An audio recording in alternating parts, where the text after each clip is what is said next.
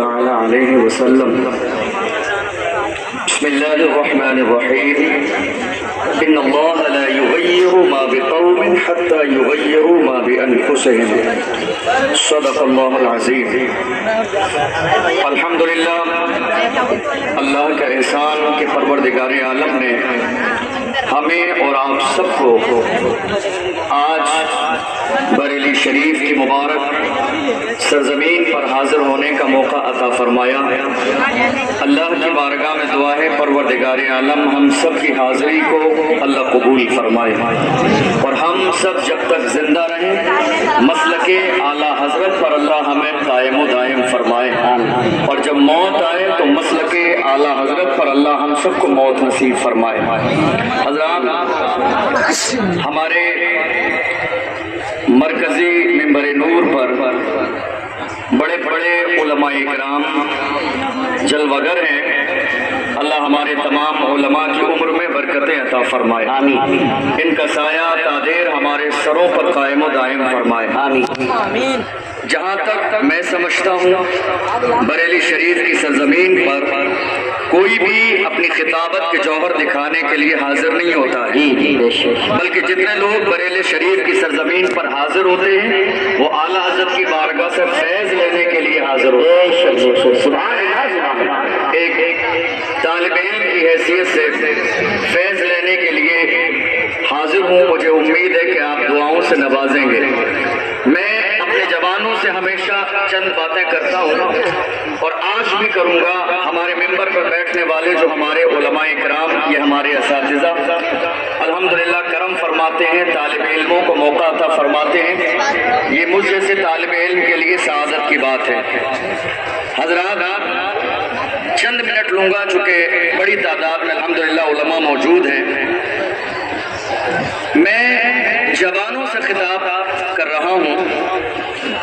دنیا کی ہر قوم کا سب سے قیمتی سرمایہ اس قوم کے جوان ہوتے ہیں۔ دنیا کی ہر قوم کا سب سے قیمتی سرمایہ اس قوم کے جوان ہوتے ہیں۔ اگر جوان صحیح راستے پر رہیں تو قومیں معزز رہتی ہیں، اور اگر وہ جوان صحیح راستے سے ہٹ جائیں تو قومیں ذلیل اور رسوا ہو جاتی ہیں۔ اللہ کا احسان کہ پروردگار عالم نے یہ نعمت جوانوں کی شکل میں ہمیں اور آپ کو بڑی تعداد میں عطا فرمائی، مگر افسوسناک صورتحال آج ہندوستان کی سرزمین پر یہ ہے کہ ہمارے جوانوں کو جہاں ہونا چاہیے تھا ہمارے جوان وہاں نہیں ہیں۔ ہمارے جوانوں کو جو کرنا چاہیے تھا ہمارے جوان آج وہ نہیں کر رہے ہیں۔ ہمارے جوانوں کی جو فکر ہونی چاہیے تھی آج ہمارے جوانوں کی وہ فکر نہیں ہے۔ ہمارے جوانوں کا جو مزاج ہونا چاہیے تھا آج ہمارے جوانوں کا وہ مزاج نہیں ہے۔ مولانا توصیف رضا صاحب قبلہ نے اشارہ کر دیا تھا موبائل کے حوالے سے، تو وہ بات میں دہراؤں گا نہیں۔ آج ہمارے جوان ہماری نگاہوں کے سامنے ہیں، لیکن انداز دیکھ لیجیے آپ، آج ہمیں سب سے زیادہ افسوس ہماری قوم کے جوانوں کے کارناموں پر کرنا پڑتا ہے کہ جوانوں نے کیا کر دیا۔ جوانوں، آج حضور اعلیٰ حضرت کی بارگاہ میں آپ آئے ہو، میری جہاں تک نظر جا رہی ہے یہ عاشقوں کا سیلاب مجھے نظر آ رہا ہے، اور جب یہ سیلاب مجھے نظر آتا ہے تب مجھے اس حاسد کی بات یاد آتی ہے جس نے کہا تھا اتنا بڑے پیمانے پہ جلسہ کریں کہ سفر کا میلہ فیل ہو جائے۔ اس حاسد نے کہا تھا، مگر میں کہتا ہوں بریلی شریف میں آ کر دیکھ لیجئے تمہارے پاس اتنے چاہنے والے نہیں ہیں، اعلیٰ حضرت کے غلاموں کی اس سے زیادہ چوٹیاں پڑی رہتی ہیں، اس سے زیادہ اعلیٰ حضرت کے غلاموں کی چوٹیاں پڑی رہتی ہیں۔ تم کیا مقابلہ کرو گے؟ دیکھ لو پوری دنیا میں وادی رضا کی تو ہے، ہمالا رضا کا ہے، جسم سے دیکھیں وہ علاقہ رضا کا ہے۔ جوان ہر قوم کا سب سے قیمتی سرمایہ ہوتے ہیں۔ ہمارے جوان جب تک صحیح راستے پر تھے ہمارا طرز الگ تھا، ہماری فکر الگ تھی، ہمارا انداز الگ تھا، اور جب سے ہمارے جوانوں نے صحیح راستہ چھوڑ کے گناہوں کے راستے کو چن لیا ہے، دیکھ لیجیے آج ملک کے کونے کونے پر مارے جا رہے ہیں ہماری قوم کے جوان موبلنگ کی جا رہی ہے جوانوں کے ساتھ ساتھ پیروں کے نیچے روندے جا رہے ہیں جوان. یاد رکھیے جوانوں, یہ جوانی گناہوں کے لیے نہیں ہے, یہ جوانی شراب کے لیے نہیں ہے, یہ جوانی سچے کے لیے نہیں ہے, یہ جوانی جوئے کے لیے نہیں ہے, یہ جوانی شادی کے موقع پر ڈھول باجے ڈی جے کے لیے نہیں ہے, یہ جوانی محرم کے موقع پر ڈھول باجے ڈی جے کے لیے نہیں ہے, یہ جوانی عید میلاد النبی کے موقع پر ڈھول باجے ڈی جے کے لیے نہیں ہے. جوانی کیسی ہونی چاہیے پوچھو تو حضور تاج الشریعہ نے فرمایا زندگی یہ نہیں ہے کسی کے لیے, زندگی ہے نبی کی, نبی کے لیے نہ سمجھ مرتے ہیں زندگی کے لیے, جینا مرد نہ ہے سب کچھ نبی کے لیے. جوان کیسے ہوتے ہیں, جوانوں کا انداز کیا ہوتا ہے؟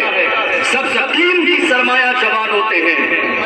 ہمارے جوان آج کہاں ہیں؟ بڑی معذرت کے ساتھ جوانوں کا انداز دیکھتے ہیں تو دل کو بڑی تکلیف ہوتی ہے. ہمارے جوان اللہ اکبر, آج حالت یہ ہے باضابطہ جانچنے کی کوشش کی جا رہی ہے کہ جوانوں کے سینے میں رسول اللہ کا عشق کتنا ہے.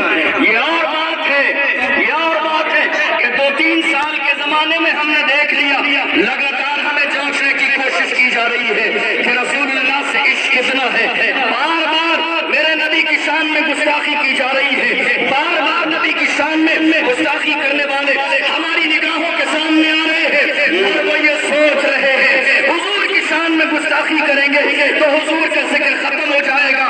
ہمیں یہ پیغام بریلی ہی سے ملا ہے, رہے گا یوں ہی ان کا چرچا رہے گا, رہے گا یوں ہی ان کا چرچا رہے گا, بڑے خاک ہو جائے چل جانے والے. سبحان اللہ سبحان اللہ. میرے آقا کا ذکر نہ مٹا ہے نہ کبھی مٹ سکتا ہے. جوانوں, دنیا آج یہ خواب دیکھ رہی ہے کہ رسول اللہ کا ذکر مٹ جائے گا.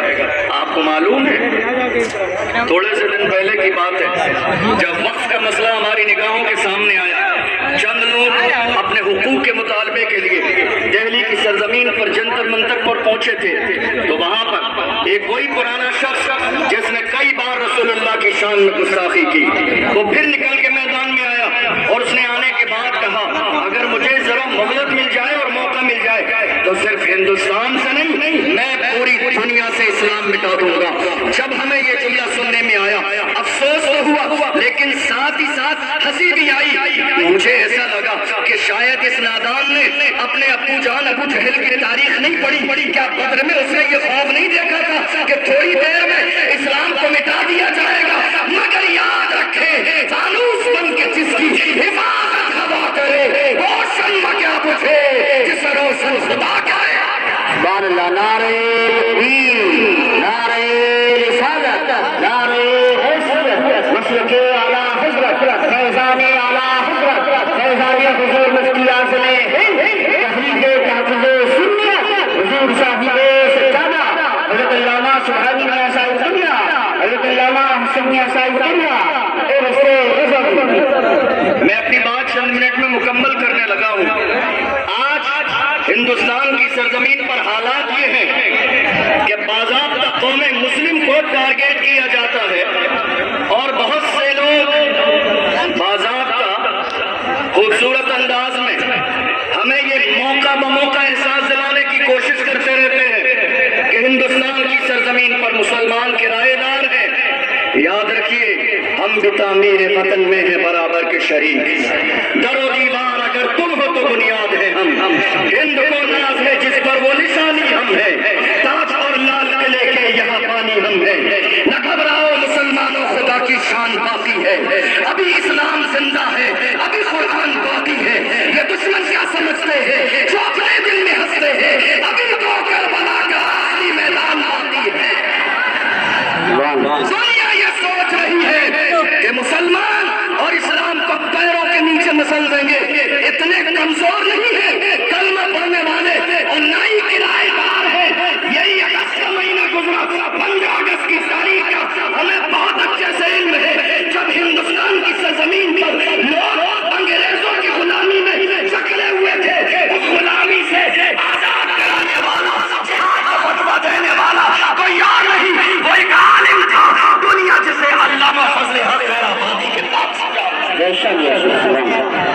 آج جب ہم اپنی قوم کی بات کرتے ہیں حضور नामूस रिसालत की बात करते हैं तो हमारे कुछ लोग आके कहते हैं क्या बात है, आपको ये बात करते हुए डर नहीं लगता है, आप ये बात इतना खुल के करते हैं, आप करते नहीं है, ऐसा लगता है बैकग्राउंड बहुत मजबूत है। मैं उनको बड़ी मोहब्बत से कहता हूँ मेरे बैकग्राउंड को जानने की कोशिश मत कीजिए, बैकग्राउंड बहुत मजबूत है, तफसील में बताऊंगा, वक्त लग जाएगा। आप कह रहे हैं दबते नहीं है, खुल कर बोलते हैं, अरे क्या दबे जिस पे हिमायत हो पंजा तेरा, क्या दबे जिस पे हिमायत हो पंजा तेरा, शेर को खतरे में लाता नहीं कुत्ता तेरा। हम इमाम अहमद रजा के गुलाम हैं और इमाम अहमद रजा के गुलामों को मदीने वाले मुस्तफा से जो मोहब्बत है वो दुनिया में किसी और को नहीं है। अल्हम्दुलिल्लाह ये हमारी जिंदगी की मेराज है कि हमारे हाथों में इमाम अहमद रजा का दामन है। आपको मालूम है आज सबसे ज्यादा हमला रसूलुल्लाह की इज्जत पर है, सबसे ज्यादा हमला नामूस रिसालत पर है। मैं अपनी कौम के जवानों को बस ये जुमला कह देना चाहता हूँ, जवानों घबराओ मत, परेशान न हो।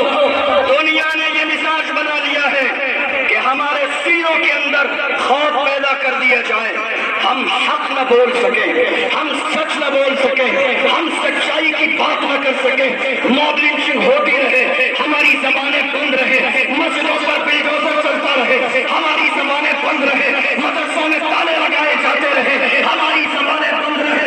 रसूलुल्लाह की नामूस के पहरेदार अगर मैदान में आए तो मौलाना कमर वली उस्मानी जैसे मर्द कलंदर को जेल की सलाखों के पीछे डाल दिया जाए। दुनिया ने तो ये सोचा था कि कमर वली उस्मानी को जेल की सलाखों के पीछे डाल देंगे, हौसला टूट जाएगा।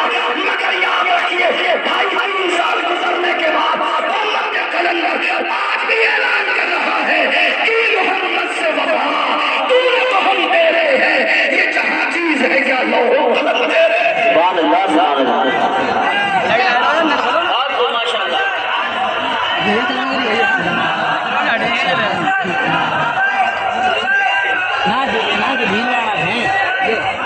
याद रखिए वक्त में इतनी गुंजाइश नहीं, बस 2-3 मिनट एक आपके पास सुनिए। आज हालत ये है